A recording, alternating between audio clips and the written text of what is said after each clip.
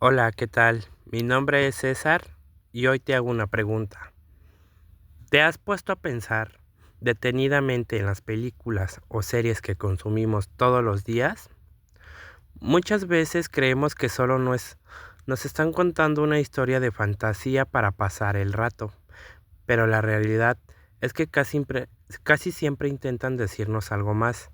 Nos están mostrando sin que nos demos cuenta cómo se fue conformando una región entera de nuestro planeta, sus tragedias e hilos políticos que la mueven. Y hoy vamos a hablar específicamente de Medio Oriente.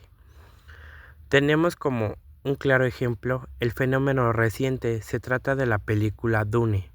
Para la mayoría de la gente, esta película es el futuro. Naves espaciales, planetas desérticos y gusanos gigantes. Pero si profundizamos tantito, la arena de Arrakis nos topamos con un espejo idéntico de nuestro propio mundo. Lo que Hollywood nos pintó como una aventura de ciencia ficción es en realidad el chisme histórico, político y económico de cómo las grandes potencias han saqueado e inimaginado a Medio Oriente durante el último siglo. Para entender cómo funciona este truco, en la pantalla hay que invitar a la conversación a un personaje clave, Edward Said.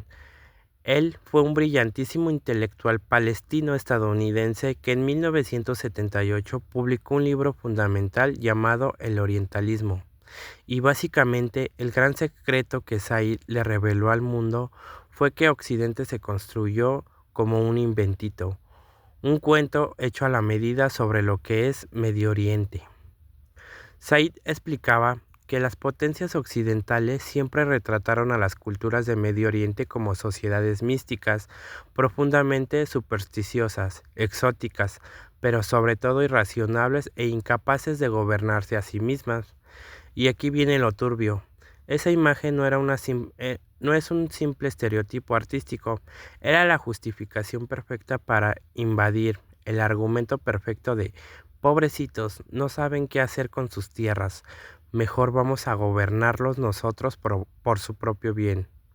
Frank Herbert, el director de la película Dune, entendía esto a la perfección y lo calcó en su obra Los nativos de Arrakis. Los Fremen son una analogía directa de los pueblos árabes y bereberes. Tienen ropa adaptada al desierto y usan términos directamente extraídos del Islam y del árabe, como los yihad. Y el Imperio Galáctico los ve exactamente como Edward Said denunciaba en su libro, como salvajes molestos que solo estorbaban en la producción. Pero si el chisme se pone cada vez más denso, cuando analizamos la región de los Fremen. En la historia, llevan siglos esperando a un Mesías extranjero que los libere. Lo que muchos espectadores no captan a la primera es que esa profecía no nació de los Fremen. Fue implantada artificialmente por una orden de mujeres espías llamada las Bene Gesserit. Ellas prepararon el terreno generaciones atrás para que cuando llegara el imperio necesitaría controlar a los nativos, bastara con mandar a un aristócrata como lo es Paula Trice, es decir, hola, soy tu salvador. Es el clásico mito de las películas del Salvador Blanco, como bien lo planteaba Said en sus análisis sobre el imperialismo. La conquista de la tierra nunca es un asunto bonito cuando se mira de cerca. Por eso el operador siempre necesita una idea subyacente que redima. El imperio disfraza su avaricia con la idea de llevar orden y el Salvador disfraza su ambición con la idea de dar libertad. En la trama, todo el conflicto gira en torno a un recurso natural, la espacia, melange, que solo se encuentra en ese desierto. Altera la conciencia y es vital para los viajes espaciales. Sin ella la economía de la galaxia colapsa. Si nosotros la cambiamos como especia por petróleo, la película deja de ser ciencia ficción y se convierte en un documental geopolítico del siglo XX. Las potencias globales llegaron históricamente a lugares como Irak, Irán o Arabia Saudita con el mismo chip extractivista. No les interesaba entender su cultura, su ecología o el bienestar de su gente. Solo les importaba cuántos barriles de crudo podían sacar al día. En Arrakis pasa lo mismo, el planeta es visto simplemente como una mina gigante, se altera el ecosistema y se deshumaniza a los locales, con tal de que la maquinaria del imperio nunca se detenga. Frente a un saqueo tan descarado, la resistencia no tarda en estallar, y para entender la respuesta de los Fremen hay que revisar a otro gigante del pensamiento postcolonial, Frantz Fanon. Él fue un psiquiatra de Martinica que vivió en carne propia la brutal revolución de Argelia contra los colonizadores franceses. En su obra maestra, Los condenados de la tierra, Fanon explicó algo suavemente incómodo, que el sistema colonial es violencia en estado puro, y por ende no responde a la diplomacia ni a las buenas intenciones. Fanon decía textualmente que el colonialismo solo sabe inclinarse ante una violencia mayor.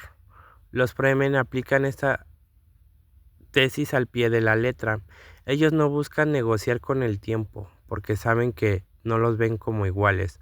Su rebelión armada, usando la misma naturaleza y los gusanos como armas, es la única forma de romper el control colonial. Pero el autor de la historia nos dejó una advertencia trágica. Al final, los Fremen logran ganar la guerra y expulsar a sus opresores, pero lo hacen adorando a Paul Atreides como un dios viviente.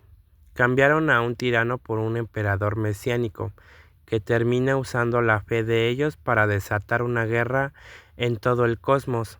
La descolonización falla porque terminaron adoptando las mismas mañas e instituciones de control del opresor. Así que al final del día, las películas intentan decirnos algo. Nos recuerdan que los imperios cambian de nombre y de época, pero las dinámicas de extracción y manipulación cultural siguen siendo exactamente las mismas. La próxima vez que vean una historia de ciencia ficción, recuerden mirar al espejo de nuestra propia historia. Gracias. Y si te gusta este contenido, sígueme y dale like para más.